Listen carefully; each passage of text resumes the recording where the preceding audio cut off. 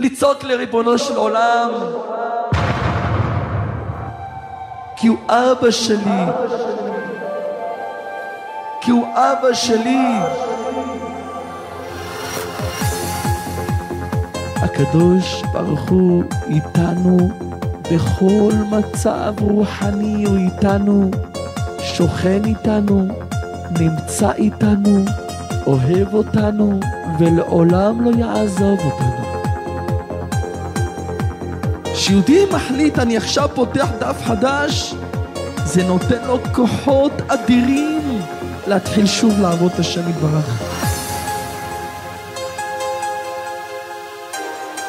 היצר הרע נותן לנו הרגשה מאוד לא טובה, שבורא עולם, אבא שלי שבשמיים לא רוצה לדבר איתי, וזה לא נכון. זה לא נכון, זה שקר.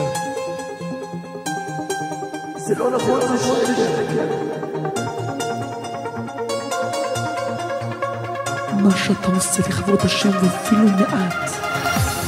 ואפילו מעט, זה חשוב בעיני השם. לצעוק לריבונו של עולם, סליחה ריבונו של עולם.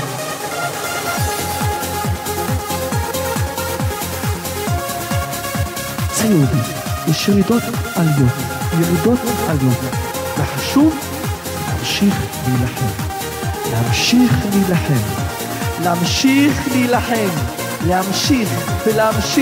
להמשיך ולא להיכנע,